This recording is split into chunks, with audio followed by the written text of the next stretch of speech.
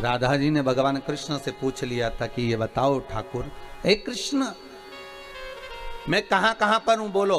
भगवान कृष्ण कहते हैं राधा तू मेरे नस नस में, राधा तू मेरे रोम रोम में, राधा तू मेरी धड़कनों में, राधा तू मेरे नयनों में, राधा तू मेरी जिह्वा में, राधा तू मेरी श्रवणता में, राधा तू मेरी रोमावली में, राधा तू मेरी धड़कनों में, राधा तू मेरी नस नस में। हर जगह पर राधा है। तो राधा कहती है कृष्ण अब ये बता दो कि मैं कहां पर नहीं हूं। भगवान कृष्ण कहते हैं राधा तू मेरी किस्मत में नहीं है, तू मेरे भाग्य में नहीं है। इतनी भयंकर कोरोना महामारी चल रही है, कहीं बन सके तो थोड़ा पुण्यपन भी कर लें। ट्रिंग ट्रिंग। हेलो, मैं तुम्हारे पापा के बचपन का दोस्त चतुर चाचा। प्रणाम चाचा जी। उनसे सारी दुनिया मतलब की, दुनिया में किसी का कोई नहीं। सुख के साथी हजारों हैं, जब दुख पड़ा तब कोई नहीं। जब दुख की घड़ी आती है सबसे पहले जो अपने होते हैं ना वो छोड़कर भाग जाते हैं।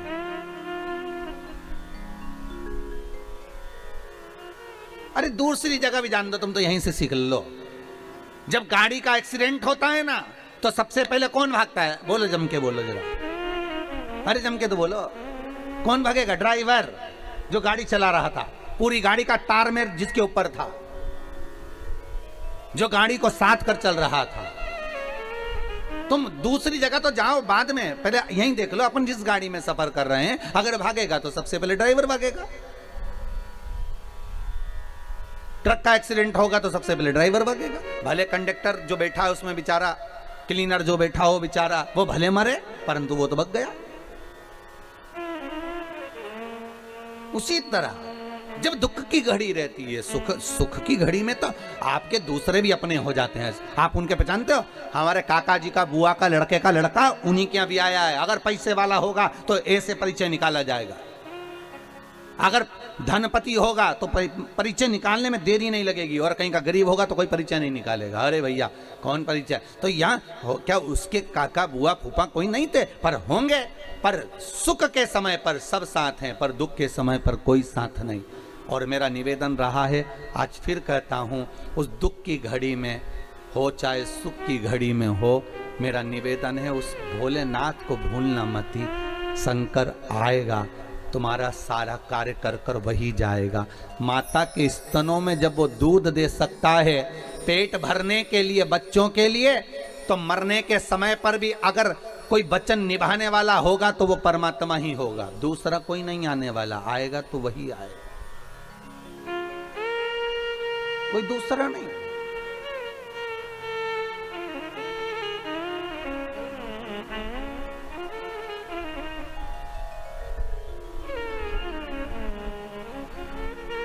हम उसको साध लें। अरे कितना सुंदर कहा है ब्रह्मा जी ने, प्रेम करोगे तो किसी से भी तुम्हारी संतान की प्राप्ति हो सकती, प्रेम करोगे तो हो सकता है पराये भी अपने हो जाए। प्रेम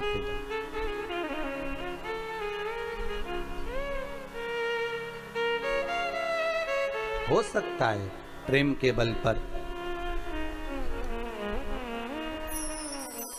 और जब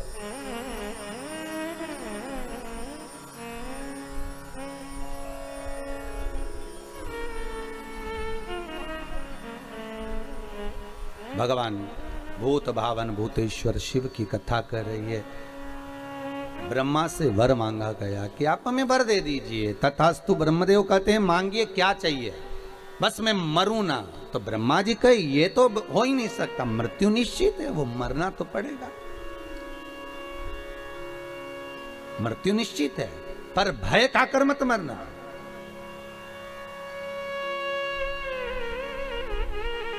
द्रौपदी सबसे ज्यादा कब रोई थी? जिन्होंने भागवत सुनी हो तो उत्तर जरूर दीजिएगा। टीवी चैनल के माध्यम से जितने लोग आस्था टीवी पर कथा सुन रहे हैं उनसे भी निवेदन है, बोलो, अपने मन से बोलो। उत्तर तो हम बता ही देंगे, पर आप थोड़ी सी देर के लिए सोचो कि द्रौपदी सबसे ज्यादा कब रोई थी। उसका चीर खिंचाया जब रोई थी क्या? वन में गई थी तब रोई थी क्या? सारे रिश्तेदारों के सामने वस्त्र खींचा गया तब रोई थी क्या? नहीं। द्रौपदी सबसे ज्यादा कब रोई थी? जब सोते हुए 5 पुत्रों का वध हो गया था। कब रोई? जब 5 पुत्र सोते हुए मर गए। तो युधिष्ठिर ने पूछा, द्रौपदी तू इतनी विद्वान नारी, तेरी विद्वत्ता के तो लोग बखान करते हैं, भजन करते हैं, तेरा स्मरण करते हैं, और तू अपने पुत्रों के मोह में रो रही है? पुत्रों के मोह में? द्रौपदी कहती है पुत्र मर गए उसका रोना नहीं आ रहा है, तो फिर रो क्यों रही है? द्रौपदी कहती है पुत्रों के मरने पर नहीं रो रही हूं, रो इस बात के लिए रही हूं कि इन पुत्रों को युद्ध के मैदान में मरना था और ये पलंग पर सोते सोते मर गए। इन पुत्रों को युद्ध के मैदान में मरना था और ये पलंग पर सोते सोते मर गए, मुझे रोना इस बात का आ रहा। मैं रो इस बात के लिए रही हूं। बस आपसे भी निवेदन है, युद्ध के मैदान में मरना है हमको, हमें डर से नहीं मरना। कोरोना का भय नहीं होना चाहिए तुम्हारे भीतर कि जरा से तुमको सर्दी खांसी हुई, जरा सा तुम्हारा गला सूखा, जरा सा तुम्हारा स्वाद आना बंद हो गया, तुमने सोच लिया कि अब तो बस जाने का समय आ गया, आंख में आंसू भर रहे, एकांत में कमरे में पड़े हुए रो रहे, बिलख रहे। अब सबसे कह दिया दवाई गोली लो, डॉक्टर को दिखाओ, मुख पर मास्क लगाओ, सैनिटाइज का प्रयोग करो, सोशल डिस्टेंसिंग रखो, मना नहीं है, दवाइयां भी पूरी लो, डॉक्टर को भी दिखाओ, जांच भी कराओ, और अगर मान लो रिपोर्ट जैसी भी आए, पर निवेदन केवल इतना है कि डरना नहीं है, युद्ध के मैदान में जाना है। और हो सकता है कि उस युद्ध के मैदान में, और कांप कर नहीं, डर कर नहीं,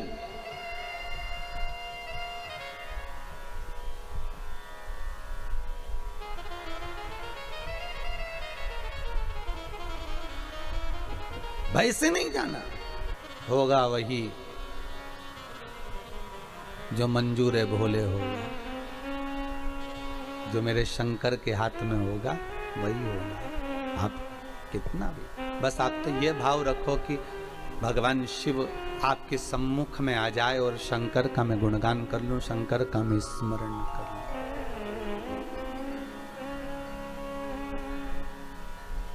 और कुछ नहीं।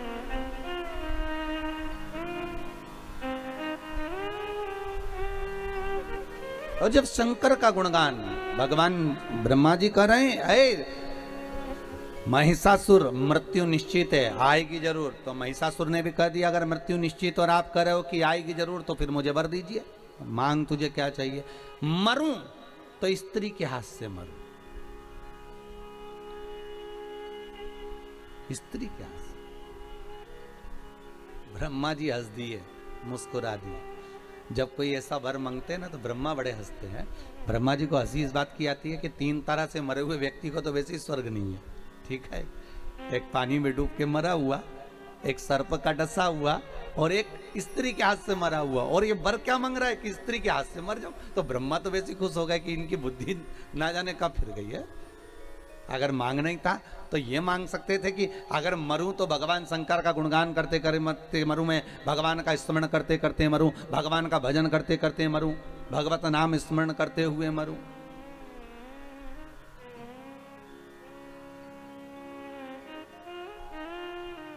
अरे कई लोग कहते हैं महाराज जी हम बड़े परेशान हो गए, संसार से हम तो उब गए महाराज, अब तो हमने सोच लिया कि हम तो मर जाएंगे। तो हम उनसे कहते हैं मरो, पर थोड़ा सा फैशन चेंज करो।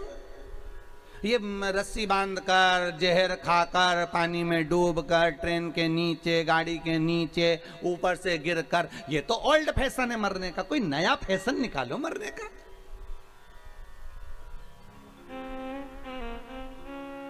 मरो मरो सब कोई कहे, मर के देखे कोई, मरो तो ऐसा मरो कि फिर संसार में जन्म ना होई। इसलिए अगर मरना ही है और तुमने प्लानिंग कर ली कि मुझे मरना है, मैं तो संसार से उब गया, मैं तो। और एक बात हमेशा याद रखो, नौकरी करने वाला व्यक्ति, ड्यूटी करने वाला व्यक्ति अगर अपनी ड्यूटी से मुंह चुरा कर भाग जाता है तो उसको दूसरे दिन ज्यादा ड्यूटी करना पड़ती है। उसी तरह तुम अगर संसार से ऊब कर परेशान होकर मर भी जाओगे ना तो तुम्हें वापिस जन्म लेके फिर ड्यूटी करना पड़ेगी, फिर भोगना पड़ेगा। इसलिए मरने की तो प्लानिंग करो ही मत। और अगर प्लानिंग कर ली है तो भगवान का भजन करो, सेवा करो, अर्चना करो, अच्छा कार्य करो, अपने हाथों से पुण्य करो, धर्म करो, दान करो, सत्कर्म करो।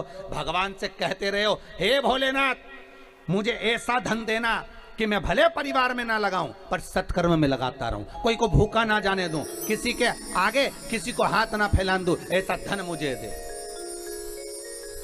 और फिर सेवा करते करते करते करते प्राणों को त्याग दो तो मजा है कि हाँ प्राण त्यागे। फिर हम भले खिलवा देंगे कि हाँ इसने सुसाइड कर लिया है, फिर हम भले कह देंगे।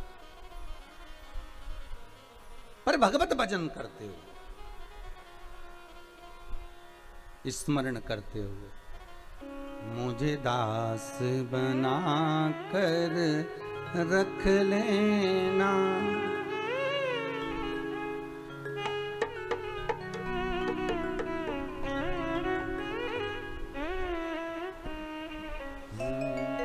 मुझे दास बना कर रख लेना, भोलेनाथ तुम अपने चरणों, मुझे दास बना कर रख लेना, भोलेनाथ तुम अपने चरणों। ध्यान बचा कर रख लेगा, थोड़ा सहयोग करते थे। कोई पढ़ना चाहता है और पैसा नहीं है तो हम उसको पढ़ा लिखा दो, हो सकता है कभी तो याद करेगा, जब अच्छे पद पर पहुंच जाएगा तो कहेगा तो सही कि मेरे को किताब उसने दिलाई थी, मुझे उसने दिलाया। बुरे वक्त का एक एक पल व्यक्ति को याद आता है, याद रखिएगा। अच्छे वक्त में जो तुमने करा वो याद नहीं आएगा, पर बुरे वक्त में अगर जिसने साथ दिया होगा, जिसने कहा होगा। कई लोग कहते हैं महाराज जी हमारा बुरा वक्त चल रहा है, हमारा स्मरण, हमें इतनी तकलीफ चल रही, पर आपने जो बताया हमको फल मिला, आज हम भूल नहीं पाएंगे, हमारी जिंदगी से हम निकाल। अर्थात ये आपका पुण्य है, आपकी प्रबलता है, आपका स्नेह, आपकी करुणता है, आपका भाव है, आपकी निर्मलता है।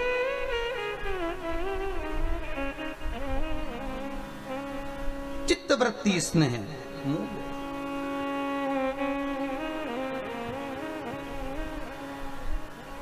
और आया समय, मृत्यु थी, स्त्री के हाथ से मरना था।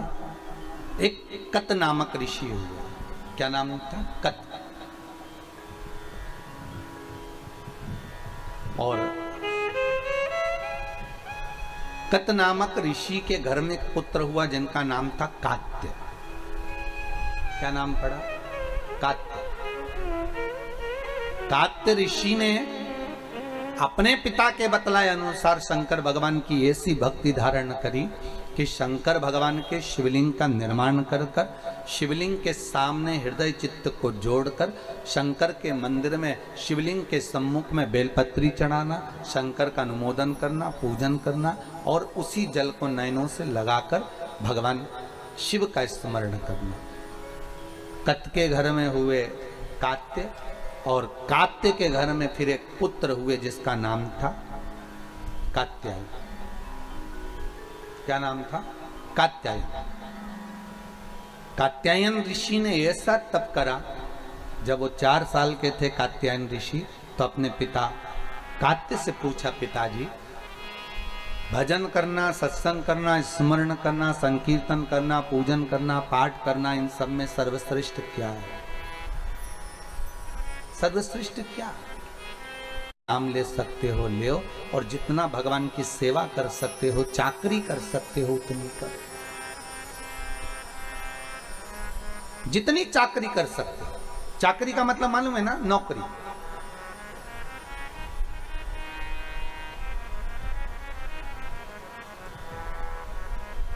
भगवान के मंदिर में भी अगर आप जा रहे हो तो ये भाव रखकर जाना कि हम सेठ जी के घर में नौकरी करने जा रहे हैं। थोड़ा झाड़ू लगा दिया, पोछा लगा दिया,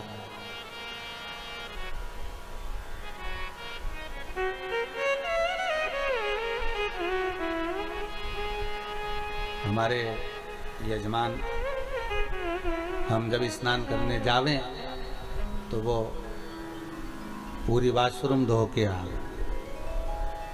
हमने भगवती महाराज जी से कहा कि जजमान को बोल दो, घर में कोई और सेवक हो तो उनको बोल दो, वो धो दिया करेंगे वाशरूम। पर जजमान खुद स्वयं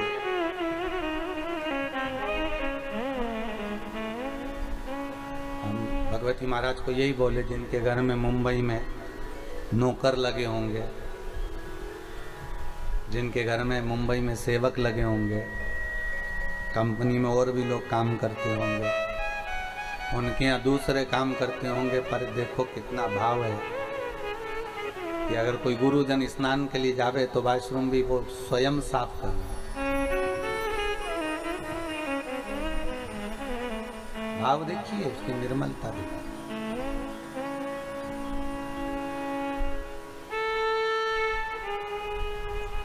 निर्मल भाव। चाकरी कर लो, पहले भी कथा में काज फिर कहते हैं, जिस मंदिर में कोई ना जाए उस मंदिर में तुम जाओ, जिस मंदिर में लोग पानी ना चढ़ाएं उस मंदिर में तुम चढ़ाओ, जिस मंदिर में लोग झाड़ू ना लगाएं उस मंदिर में तुम लगाओ, जिस मंदिर में लोग पोछा ना लगाएं उस मंदिर में तुम लगाओ। शंकर के मंदिर में जहाँ कोई ना जाए वहाँ एकांत में जाकर तुम बैठ जाओ। मंदिर को साफ करो, धो पोछो, शिव जी का श्रृंगार कर दो, घर से चंदन ले जाकर लेपन कर दो, कहीं की पत्ती वत्ती तोड़कर बाबा का श्रृंगार कर दो, थोड़ा एकांत में बैठकर शंकर जी से बात कर लो। 1 महीना कर कर देखना, फिर कह देना किसी और वाला महाराज झूठा है, उसकी वाणी झूठी है। जिस मंदिर में कोई नहीं जाता हो, जिस मंदिर में कोई पहुंचता नहीं हो, ऐसे शंकर के मंदिर में तुम जाकर झाड़ू लगाकर, पानी डालकर, साफ कर कर, शिव जी का श्रृंगार, पार्वती का श्रृंगार, गणेश जी का श्रृंगार, कार्तिकेय का श्रृंगार बढ़िया मल कर, स्नान कर कर। तुम्हारे पास में कुछ भी नहीं है, मत चढ़ाओ, पेड़ पौधों की पत्तियां तोड़कर चढ़ा दो। घर से थोड़ा सा चंदन ले जाओ, उसको घिस कर, भले गोपी चंदन हो, सादा चंदन हो, लाल चंदन हो, पीला चंदन हो, जो हो वो भगवान को लगा दो। श्रृंगार कर कर थोड़ी देर बन सके तो अगरबत्ती, धूप बत्ती, दिया जो हो लगाओ, नहीं हो तो बाबा का श्रृंगार करके थोड़ी देर जहाँ तुमने झाड़ू पोछा लगाया, बाबा का श्रृंगार करा। भले उस मंदिर में कोई नहीं जाता, भले उस मंदिर के अंदर कोई प्रवेश नहीं करता, पर तुम एकांत में बैठकर उससे थोड़ा सा स्नेह करने का प्रयास करिएगा। 1 महीना कर कर देखना, उसकी नौकरी तनख्वाह वो देना चालू करेगा। कितनी तनख्वाह देता है वो जानेगा। तो नौकरी कर तो सही। किसी के यहाँ पर जाकर 1 महीना नौकरी करोगे तो तनख्वाह देगा कि नहीं देगा? अरे बोलो तो सही, थोड़ी बहुत तो देगा। रे 5,000 रुपये महीना नहीं देगा तो 3,000 देगा, 3,000 नहीं देगा तो 1,500 देगा, 1,500 नहीं देगा तो 1,000 देगा, पर देगा तो सही। जब दुनिया के लोगों की नौकरी करते हो तो 2-5 हजार रुपए मिल जाते हैं, तो तुम कोई साधारण जगह की नौकरी कर रहे हो क्या? कोई तुमसे पूछे कहाँ चली जाता है, 1 महीने से पते ठिकाने नहीं, तेरी नौकरी लग गई क्या? हाँ, नौकरी लग गई। वो तो भला है, वो सीओर वाले महाराज का उसी ने लगवाई है, अच्छी कंपनी मिल गई। अच्छा, कितने लोग काम कर रहे हैं उसकी फैक्ट्री में? अरे पूछो ही मती रे, कितने। अच्छा, काम क्या है? बस काम ही नहीं बता सकते, तो काम है क्या वहां पर? तो बस काम नहीं बता सकते, चले जाओ। कितनी बजे से कितनी बजे तक, ये क्या टाइम भी निश्चित नहीं है, बस वहां तो पहुंच जाओ। लगाई बुआरी, बैठ गए, बाबा से 2 मिनट बात चर्चा कर।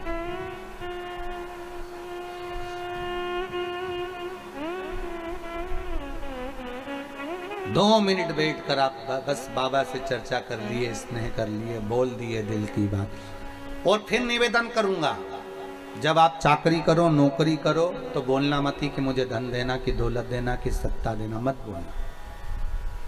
सेठ है वो, सब जानते हैं। आप तो केवल सेवक की करो, आप तो केवल चाकरी करो। मनुष्य का मेरे भोले तेरी नौकरी सबसे बढ़िया है, सबसे खरी। तेरे दरवाजे की चाकरी सबसे बढ़िया है, सबसे खरी। मेरी किस्मत का जब गुल खिला तब जाकर के ये दर मिला। मेरी किस्मत का जब गुल खिला तब जाकर के ये दर मिला। मिल गई मुझको चौखट तेरी, मिल गई मुझको चौखट तेरी सबसे बढ़िया है, सबसे खरी। तेरे दरवाजे की चाकरी सबसे बढ़िया है, सबसे खरी। मनुष्य का वो क्या दे।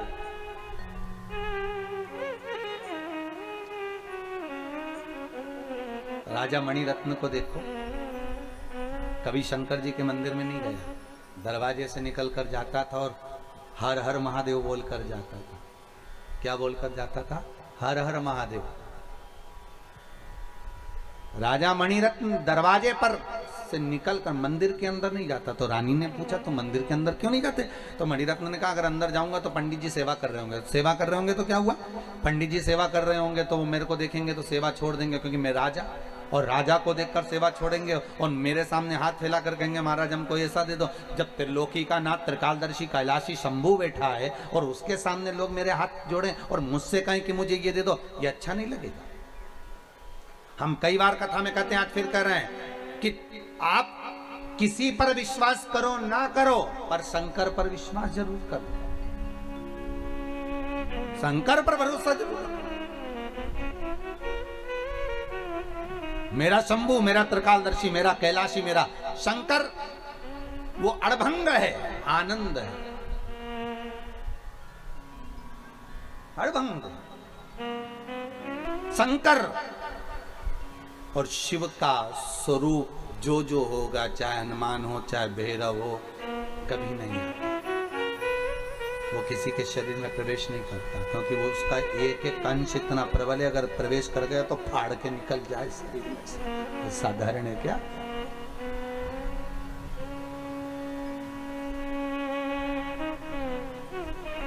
तो किसी ने पूछा ये क्यों नहीं आते?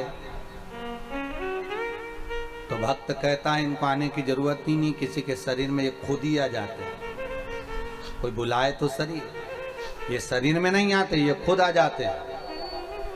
हनुमान को अगर दिल से पुकारिए, थोड़ी देर बैठकर राम नाम का जाप करिए, हनुमान जी सामने आकर खड़े हो जाएंगे। शंकर का दिल से पुकारिए, एक लोटा पानी चढ़ाइए, शंकर जी सामने आकर खड़े हो जाएंगे। भैरव का स्मरण करो, थोड़ी देर दिल से पुकार लो, भैरव सामने आकर खड़े हो जाएंगे। शंकर के जितने स्वरूप हैं शिव सम्मुख में आ जाए। आप केवल दिल से 1 महीना, 1.5 महीना, 2 महीना उसकी चाकरी करो, उसकी आराधना करो, उससे विनय करो, उससे निवेदन करो। अरे ये भी जाने दो, कितनी सुंदर बात है साहब, वो भी देखिए। एक 27 साल का या 26 साल का लड़का था महाराज, अहमदाबाद का, नवीन भाई कर उसका नाम है। देखो उसके मकान का नंबर वगैरह हमारे यहाँ सीहोर में लिखा होगा। वो एक बार कुबेरेश्वर धाम पर आया सीहोर, और बहुत दुखी सा था, बहुत दुखी सा। सब किसी की गाड़ी चला रहा था, तो वो गाड़ी से किसी को छोड़ने आया था, तो वो यहाँ से निकल कर जा रहा था। उसने कहा कि कुबेरेश्वर धाम होते जाते मैं टीवी उस पर मोबाइल पर कथा सुनता हूँ, तो महाराज जी से मिलने आए। तो उसने कहा बड़े दुखी है महाराज, तो शिव महापुराण की कथा चल रही थी। उस कथा में एक बार कहीं कह दिया होगा कि अगर कुछ नहीं दान करते बने तो बेलपत्री का ही दान दे दो। एक बार कहीं कथा में कह दिया होगा, लॉकडाउन के समय पर उसने सुन लिया उस कथा में। तो उसने प्रश्न किया कि बेलपत्री का दान कैसे होता है। तो बात ही बात में हमारे मुख से निकल गया कि सावन का महीना आए और सोमवार की सोमवार या रोज प्रतिदिन लोग शंकर जी को बेलपत्री चढ़ाने के लिए ढूंढते हैं, बेलपत्री नहीं मिलती है। तो एक काम करा करो कि पेड़ पे से बेलपत्री तोड़कर, निकाल कर, छाट कर, धोकर सबके घर में 5-5, 10-10 देकर आ जाया करो। ये भी दान है, ये भी दान है। और अगर गुरुजी किसी के घर में शंकर जी नहीं होगा तो वो बेलपत्री कहां चढ़ाएगा? अरे भाई, अगर बेलपत्री पहुंच जाएगी तो फेंकेगा थोड़ी ना, किसी भी देवता को चढ़ाएगा। चढ़ाएगा तो सर तेरा काम है देना, तू तो दे दे। तुम्हारा काम देने का, टेंशन नहीं लेने का। कई लोगों को टेंशन हो जाता है, मंदिर में देवी जी को इतनी सारी साड़ी चढ़ती होगी तो पंडित जी क्या करता होगा। सत्यनारायण भगवान के कथा होती है तो इतना सारा प्रसाद चढ़ता होगा तो महाराज क्या करता होगा। अरे तुम्हारा काम है देना, महाराज का काम है लेना, बाकी की टेंशन महाराज की। तुम तो अपना काम करो, तुम्हें क्या करना, तुम तो अपना कर्म किए जाओ। देखो, अगर सीओर ऑफिस में नंबर होगा तो हम आपको देंगे, आप उस बच्चे से बात करना। सावन के महीने में उसने एक ही काम करा, पेड़ की बेलपत्री ला लाकर 5-5, 10-10 बेलपत्री का पैकेट बनाया, सबको दे दिया, लो शंकर जी को चढ़ाना। दान देखिए कितना विचित्र धन नहीं है आपके पास में, तो बेलपत्र तो है। अभी एक भैया डब्बे में भरकर बेलपत्र लाए, लेकर आए शिव जी को चढ़ाने को। अच्छा लगा।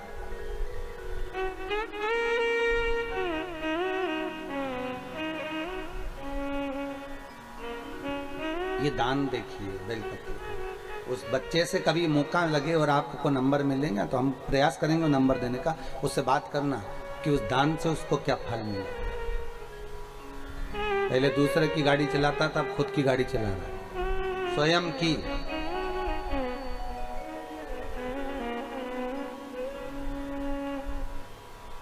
नहीं है हमारे पास में देने का कुछ भी। भाव तो है, निर्मल मन सो मोहि पावा, बहुत है, उतना दे दीजिए, बहुत। शिव महापुराण की कथा कहती है, एक भक्तन ऐसी थी, शंकर जी के मंदिर में जाती थी, लोटा अपना ले जाती थी, पानी भी अपना ले जाती थी, और किसी को लोटा नहीं मिलता था तो भरा भराया लोटा दूसरे को दे देती। लो चढ़ाओ चढ़ाओ, शंकर जी को चढ़ा दो तो तुम्हारा पानी, अरे तुम तो चढ़ा दो, एक ही बात है, तुमने चढ़ाया हमने चढ़ाया, तुम चढ़ाओ, हम यहीं से दर्शन कर लेंगे। अपना लोटा भरा हुआ। और नहीं तो आज के जमाने में लोग लड़ाई कर ले, हमारा लोटा क्यों उठाया, हम पानी लेकर आए थे, हमारा दूध रखा था, हमारा दही रखा था, तुमने क्यों भगवान को चढ़ाया, तुमने क्यों थाली उठाई, तुमने क्यों फूल चढ़ाया। पर उसने कह दिया उठाओ, ले चढ़ा। एक भक्तन ऐसी भी थी।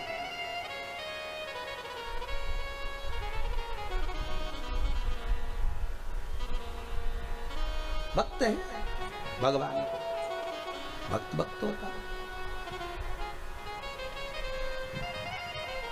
कात्यायन ऋषि ने पूछ लिया अपने पिता कात्य से, पिताजी मैं क्या भजन करूं कि मुझे भगवान का दर्शन हो जाए। कात्यायन ऋषि ने जब पूछा तो कात्य ने कहा कि तुम शिव की आराधना करो। शंकर की आराधना के साथ में कात्यायन ऋषि का मन आद्य शक्ति जगदम्बा पार्वती की आराधना में लग गया।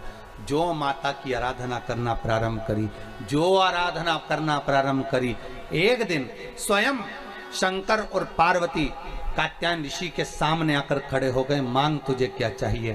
कात्यायन ऋषि ने कहा मुझे कुछ नहीं चाहिए, बस इतनी कृपा कर दो कि मेरे घर में ये आपकी जो अर्धांगिनी है, आपकी जो पत्नी है पार्वती, मेरे घर में बेटी बनकर आ जाए, बस इतनी कृपा कर दो, और कुछ नहीं चाहिए।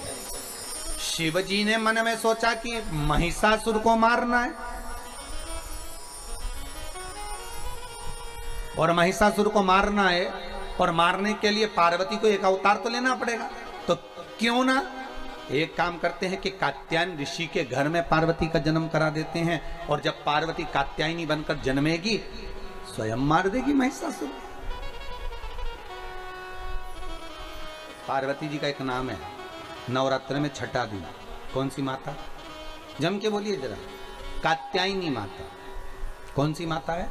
कात्यायनी। और कात्यायन ऋषि के घर में माँ जगत जननी जगदम्बा पार्वती कात्यायनी बनकर प्रकट हो गई। कात्यायनी बनकर प्रगटी, थोड़ी अवस्था हुई, बड़ी हुई। पिता से पूछा, पिताजी मेरे प्रागट होने का कारण क्या है? तुम्हें महिषासुर का संहार करना। ठीक है। जहां उपद्रव करना प्रारंभ करा और महिषासुर उपद्रव पर उपद्रव करने लगा, बहुत उपद्रव मचाया महिषासुर ने। तब माता कात्यायनी को क्रोध भगवान शिव ने दिलाया, और शिव ने जब क्रोध दिलाया तब महिषासुर स्वयं कात्यायनी इतनी सुंदर थी, इतनी सुंदर थी, इतनी सुंदर थी कि महिषासुर उनको देखकर आसक्त हो गया और कहने लगा कि मुझे तुम्हें अपना बनाना है। कात्यायनी खिलखिल कर हंसी और देवताओं ने पुकार दिया, तेरे भक्त जनों पर माता बीड़ पड़ी है, दानव दल पर टूट पड़ो माँ करके सिंह सवारी। माँ कृपा।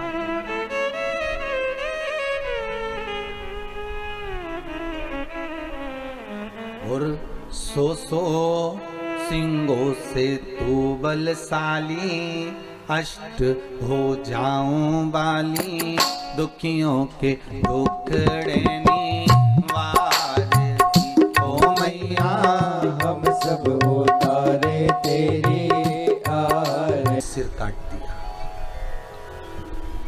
मां जगत जननी जगदम्बा ने अपना सिर काटा, और काटते से ही माता के गले में से रक्त की 2 धार निकली सामने, और 1 धार निकली सम्मुख में। मां जगत जननी ने अपना सिर काट के हाथ में लिया, सामने रक्त की धार निकली तो सखियों से माता कह रही है, लो तुम्हारा पेट भर देती हूं। दोनों सखियों ने मुंह खोला, माता का रक्त मां पिला रही है, और सामने जो माता का शीश था उसमें भी रक्त की 1 धार जा रही है। शिव महापुराण की कथा कहती है, ये केवल एक माँ हो सकती है जो अपना रक्त भी अपने बच्चों को पिला देती है। वो माँ है, केवल एक माँ, वो दूसरी कोई नहीं हो सकती। उसी का नाम छिन्नमस्ता हुआ। और केवल एक कथा नहीं, यहां शंकर भगवान ध्रुमबाण बने तो माता पार्वती ध्रुमावती बनी। और ध्रुमावती माता का चरित्र उठाकर देखिए। जब मां जगत जननी शंकर के पास में बैठी थी और भगवान शिव नेत्र बंद कर बैठे थे, 1000 वर्ष की साधना में शिव डूबे हुए थे, और शंकर भगवान कहकर साधना में लीन हुए थे कि पार्वती अभी मैं उठूंगा नहीं, मुझे जगाना नहीं, मैं तब साधना कर रहा हूं। जैसे एक पति अगर नौकरी पर जाता है, सर्विस करने जाता है, तो कहकर जाता है मैं जा रहा हूं, फोन मत लगाना, मैं खुद फोन कर दूंगा वहां पहुंचते से, तो मुझे फोन मत लगाना। कई पत्नियों की बहुत आदत रहती फोन लगाने की, दिन भर उनके पास यही काम, क्या कर रहे हो, कहां हो, इतनी देर से फोन क्यों नहीं उठाया। मर रहा था, और हर 15 मिनट में बस गाड़ी में अभी हाल बैठे, अभी थोड़ी सी दूर नहीं गए फोन लगा देगी, कहां हो। और पति कहते जहन्नुम में, तो बेचारा अभी बैठा गाड़ी में, अभी गया है, थोड़ी तो सबर खा। अभी बोल के गया कि मैं जा रही हूं, पांव पड़ के गया दिल्ली का, जा।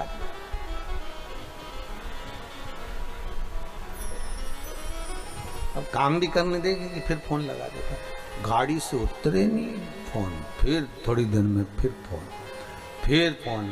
बेचारा इतना दुखी हो जाए कि आखिरी में उसको फोन को भी वो कौन सा मोड होता, फ्लाइट मोड पे डाल के रखना पड़ेगा, तो बंद कर दे इसको, तो जान थोड़ी देर बंद कर।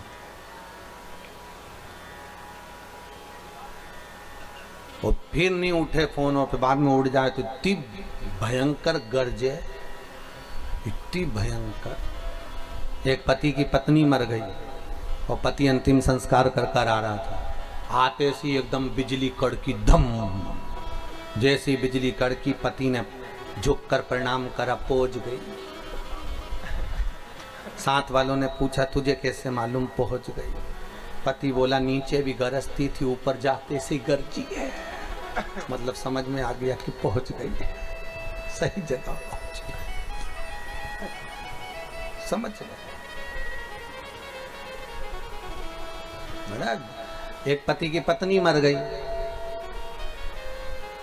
खूब रोया बेचारा। उसको ले जाने लगे, राम नाम सत्य कहते कहते। आम के पेड़ था, उसके नीचे से अर्थी निकल रही थी। आम के पेड़ पे कूद गया बंदर, जो डाल थी वो नीचे झुक गई। झुकते से पत्नी की छाती पे दब गई, पत्नी जिंदा होके बैठ गई।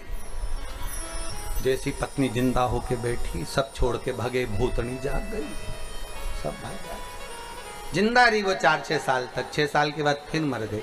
पति फिर रोया, पर रोया एक जगह बैठ के नहीं, कहीं यहाँ जाए रोता हुआ, कहीं वहाँ जाए, कहीं वहाँ जाए, कहीं वहाँ जाए। गांव के लोग बोलने लगे यहाँ बैठ के रो, इधर उधर क्यों जा रही है? कि कुल्हाड़ी ढूंढ रही हो। तो कुल्हाड़ी काय को ढूंढ रहा? पहले आम का पेड़ कटवाऊंगा फिर लेके जाऊंगा। एक बार का भुगत चुका हूं, बड़ी मुश्किल से मौका मिला है पीछा छुड़ाने का। फिर जिंदा हो गई तो जो ज्यादा टेंशन देती है ना, तो पति लोग भी सोचते हैं कि भगवान कब मायके जाए।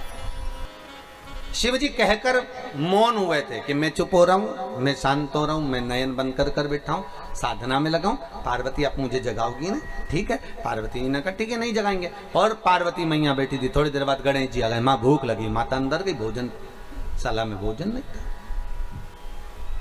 थोड़ी देर बाद कार्तिक आ गए। माँ भूख लग रही है, भोजन नहीं। थोड़ी देर बाद अशोक सुंदरी आ गई, शिव जी की बेटी, भोजन नहीं।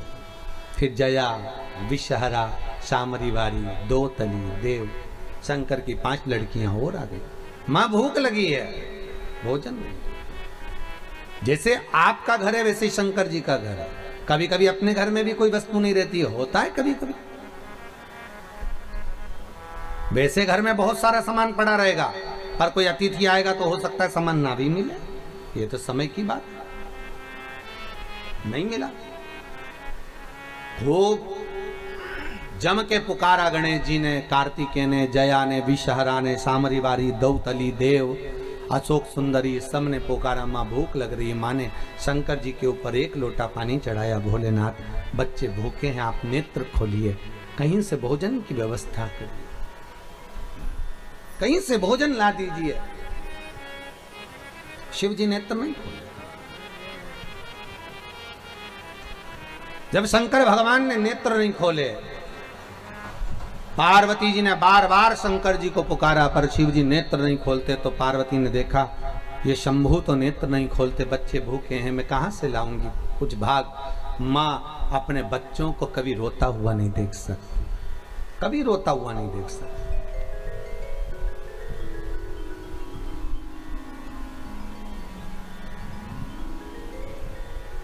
शिव जी को फिर चरण धोए, शंकर नहीं जागे।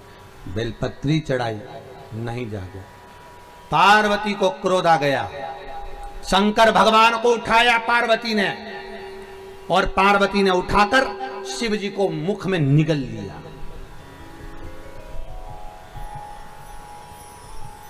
और मां जगतजननी जगदम्बा पार्वती शंकर को निगल गई।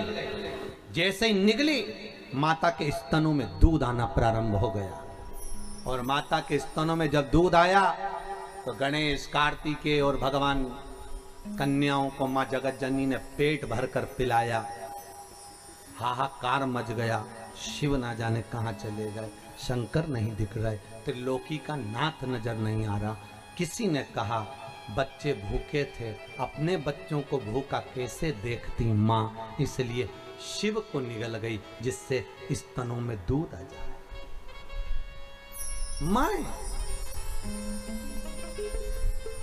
कलकत्ता में परसों कहा था, बच्चे भोजन कर लेते हैं और मां का पात्र खाली रह जाता है। पेट भरकर बच्चों को भोजन कराती है मां, खुद भले भूखी रह जाए।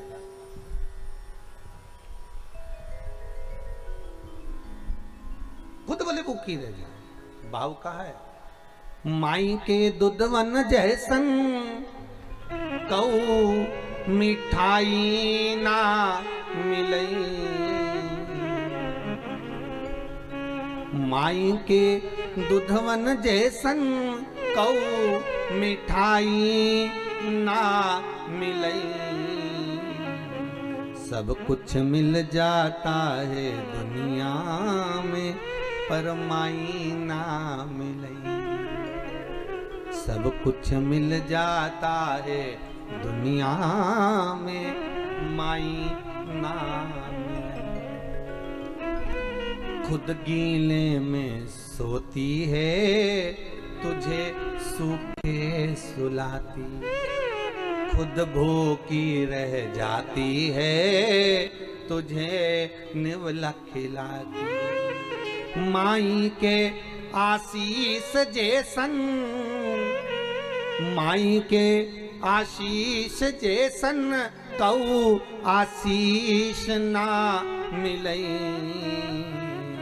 सब कुछ मिल जाता है दुनिया में माई ना मिलई। सब कुछ मिल जाता है दुनिया में पर माई ना। सब कुछ मिल सकता है पर मां नहीं मिलेगी, मां नहीं मिल सकती।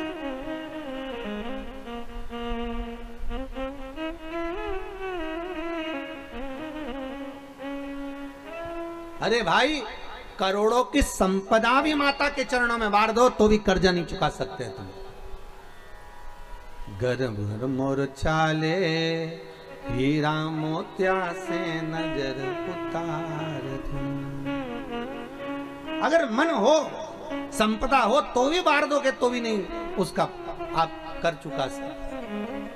पार्वती मैया निकल गई शिव जी को, हाहाकार मच गया। शंकर कहाँ है? सबने पार्वती जी की स्तुति करी, हे जगत जननी, हे जगदम्बा, हे अम्बा, हे पार्वती, हे माँ कृपा करो, आप जगत धात्री हो, दुर्गा हो, आप कृपा करो।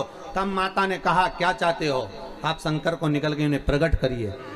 शिव को क्यों निकला आपने? पार्वती जी कहती है मेरे बच्चों का पेट कौन भरता?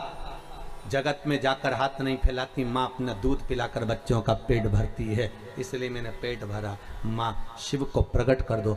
माता ने अपनी नासिका से, मुख से धुएं को निकालना प्रारंभ करा। शंकर भगवान ध्रुमवान बनकर प्रगटे, पार्वती मैया ध्रुमावती बन गई। माँ पार्वती का एक नाम हो गया ध्रुमावती और शिव जी बन गए ध्रुमवान। 10 अवतार में शंकर जी के पार्वती के साथ ध्रुमावना और ध्रुमावती का अवतार है। भगवान शिव ने कहा पार्वती तुम थोड़ी देर के लिए मुझे निकल गई थी, इसलिए तुम ध्रुमावती अगर बनी हो तो तुम बेधव्य रूप में पूजाओगी। पूरे भारत की भूमि पर केवल एक मूर्ति है ध्रुमावती की, वो भी दतिया और झांसी। दतिया के अंदर, झांसी के पास में दतिया में, जहां पर माता ध्रुमावती की पूजन होती है, जहां माता मंगलसूत्र नहीं पहनती, जहां माता लाल वस्त्र नहीं पहनती, जहां माता बिछुड़ी नहीं पहनती, हाथ में मेहंदी नहीं लगाती, मांग में सिंदूर नहीं भरती, बिंदी नहीं लगाती, वो ध्रुमावती माता है। भगवान शिव ने कहा पार्वती तुम थोड़ी देर के लिए मुझे निकल गई थी, इसलिए बेधव्य के वेश में पूजी जाओगी, इसलिए ध्रुमावती माता वैधव्यवती के रूप में पूजी जाती है। इसलिए वहां पर सुहागन स्त्री अंदर प्रवेश नहीं करती। वहां लिखा हुआ है, आप लोग कभी दतिया गए हो दर्शन करने के लिए? झांसी के पास कभी दतिया जाएंगे तो वहां पर लिखा हुआ है ये ध्रुमावती का दरबार है, यहाँ पर सौभाग्यवती नारी अंदर नहीं आ सकती। वहां पर्दा डला रहता है, गेट बंद रहता है, वहां केवल पुरुष ही दर्शन करते हैं। पूरी दुनिया में एक ही मंदिर है ध्रुमावती माता।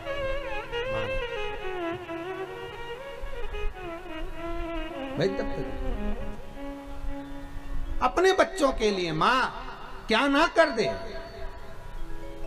ये माता की करुणता है, ये माता का स्नेह, माता का प्रेम है, ये माता की वात्सल्य है। शिव जी ध्रुमवान बने तो माता पार्वती ध्रुमावती बनी। शंकर भगवान बगला मुख बने तो माता पार्वती बगला मुखी बनी। भगवान शंकर मातंग बने तो पार्वती मातंगी बनी, और भगवान शंकर कमल बने तो माता पार्वती कमला बनी। शिव जी के ये 10 अवतार माता पार्वती के साथ में हुए। 10 अवतार शिव जी के पार्वती के साथ। आगे जो भगवान शंकर की सुंदर प्रसंगों का स्मरण कराया गया, एक बार हिरण्यकशिपु ने तप किया, वर प्राप्त करा। महाराज, न दिन में मरूं, न रात में, न अंदर न बाहर, न अस्त्र से न शस्त्र से, न नर से न पशु से, ना ही 12 महीने में मरूं, ऐसा वर दीजिए। ब्रह्मा जी ने तथास्तु कह दिया, वो तथास्तु वर मिला। और हिरण्यकशिपु ने उपद्रव मचाया है। हिरण्यकशिपु की पत्नी जो गर्भ से थी उसको इंद्र ले गए थे, इंद्र से नारद जी ने छुड़ा लिया था। नारद जी ने हिरण्यकशिपु की पत्नी को गर्भस्थ अवस्था में इतना ज्ञान दिया था, इतना ज्ञान दिया कि हिरण्यकशिपु की पत्नी के गर्भ से जो बालक हुआ उसने आते सी भगवान के नाम का एलान करा, उसका नाम प्रहलाद हो गया। क्या नाम पड़ गया? प्रहलाद। ये गर्भ का ज्ञान था प्रहलाद का। और प्रहलाद गर्भ ज्ञान धारण करने वाले प्रहलाद जी महाराज गर्भ अवस्था में भगवत का इतना स्मरण करा कि हर पल, हर क्षण, हर घड़ी उनके मुख से केवल भगवान का ही भजन निकलता, केवल भगवान।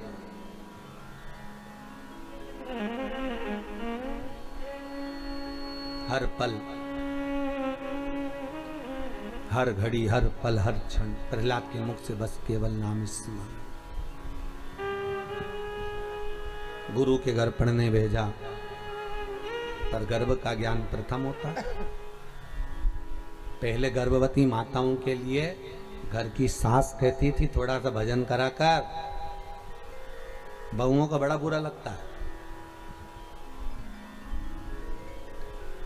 थोड़ा भजन करा करो, कथा पढ़ा करो, कथा सुना करो। गर्भवती नारी को कथा सुनना चाहिए, भजन करना चाहिए, पहले की माताएं कहती थी। और आज के जमाने में डॉक्टर को दिखाओ तो डॉक्टर नहीं बोल देती बेड रेस्ट, पलंग पे पड़ी रहो, टीवी देखती रहो, दिन भर चरती रहो, बेड रेस्ट।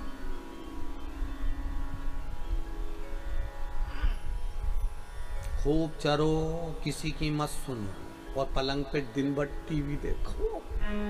और टीवी देख देख के, नाटक देख देख के गर्भ में जो बच्चा था उसने इतने नाटक देखे तो औलाद भी ऐसी नौटंकी पैदा हुई, ऐसी नाटक करने वाली औलाद पैदा हुई। गोदी में रखो तो चुप, नीचे छोड़ो तो पे पे करे, ऐसी। कई कई बूढ़ी बूढ़ी माताएं भी फिर कह देती है, कहने में कोई मान चूके क्या, माताएं कह देती है हमारे भी 5-5, 6-6 बच्चे थे बेटा, खिला दे पिला दे पटक देते, खेलते रहते, पर गजब की औलाद पैदा करी जगदम्बा, तू नहीं पैदा करी, तेरे बराबर किसी ने नहीं पैदा करी, ऐसी औलाद। राम, सास उन भी हाथ पैर जोड़ लेती, ऐसी औलाद के तो तुम ही संभालो, सास के सारा काम में कर लूं पर औलाद तुम ही संभालो तुम्हारी, क्योंकि नाटक देख के पैदा हुई है ना।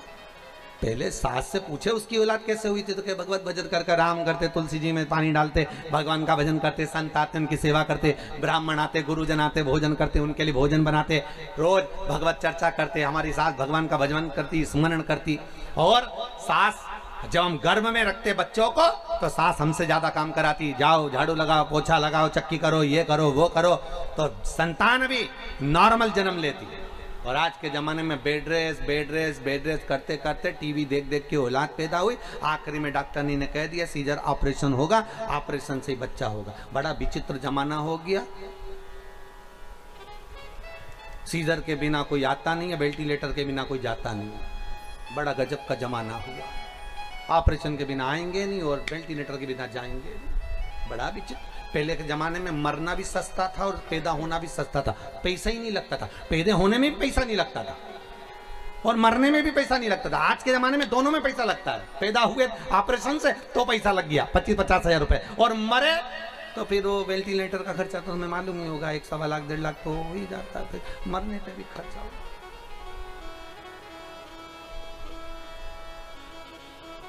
दोनों महंगे हो।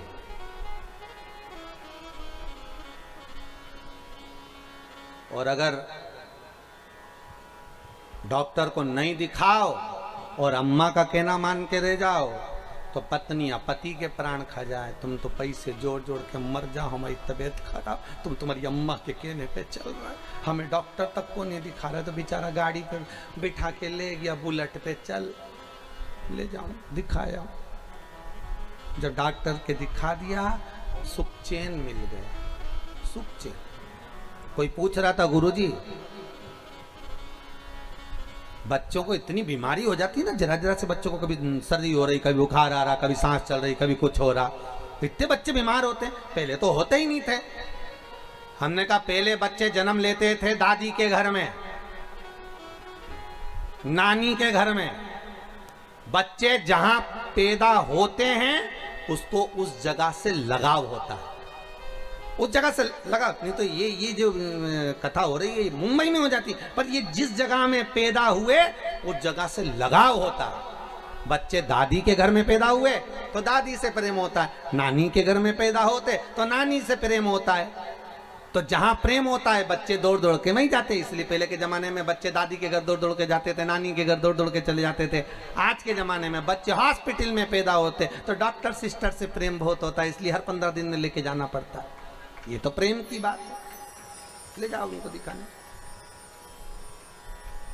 और जैसे ही डॉक्टर की सीढ़ी पे चढ़े वो बच्चा ठीक, तुम देखना अच्छा ना दवाई ना भाई, डॉक्टर ने हाथ लगाया ना उतनी देर में बीमारी अच्छी हो जाती है, उतनी देर में बस। क्योंकि वो पैसा लगना है ना, वो पैसा लगा और तुम क्लीन हुए, तुम बढ़िया हुए, हो जाए। अब प्रहलाद जी महाराज ने खूब सत्संग भजन करा, कीर्तन करा, स्मरण करा, नाम जाप करा, इतना करा, खोलते तेल में डलवा दिया, अग्नि में पटकवा दिया, पर कुछ जाको राखे साइया मार सके ना कोई नहीं। अंत में पूछ लिया क्या इस खंबे में तेरा भगवान? हाँ। शाम का समय था, गदा का प्रहार करा, खंबा टूट के नीचे गिरा, नरसिंह भगवान प्रकट हो गए। जैसे ही नरसिंह भगवान प्रकट हुए हिरण्यकशिपु को पकड़ कर ले गए। ना नीचे मरे ना ऊपर मरे, ना अस्त्र से मरे ना शस्त्र से मरे, ना दिन में मरे ना रात में मरे, ना नर से मरे ना पशु से मरे, ना ही 12 महीने में मरे। भगवान नरसिंह बनकर प्रगटे, हिरण्यकशिपु को फाड़ दिया, हाथों को निकाल कर धारण कर लिया। हिरण्यकशिपु जैसे ही मरा, प्राण छूटे, नरसिंह भगवान आनंद कर गए। देवताओं ने पुष्पों की वृष्टि कर, आनंद समाहित हो गए। पर यहां तक की कथा तो भागवत में आपने सुनी है, पर भागवत के अलावा नरसिंह भगवान की कथा यहाँ क्यों लिखी गई, उसका एक कारण था। भगवान नरसिंह को इतना क्रोध आया कि जहां जाते थे वहां तोड़ फोड़ कर जाते थे। बैकुंठ में गए तो बैकुंठ को तोड़िया है, ब्रह्मलोक में गए तो ब्रह्मा जी भग गए, इंद्रलोक में गए तो इंद्र जी भग गए, सारे सिंहासन तोड़ देते, सामान तोड़ देते। इतना क्रोध नरसिंह भगवान को भरा हुआ था, इतना क्रोध भरा था। सारे देवताओं ने जाकर भगवान शंकर के चरणों में निवेदन करा, हे शंकर, हे त्रिकालदर्शी, हे कैलाश बाबा कृपा करो, हे भोले करुणा करो। सारे देवता खड़े हैं, शंकर भगवान पार्वती के साथ।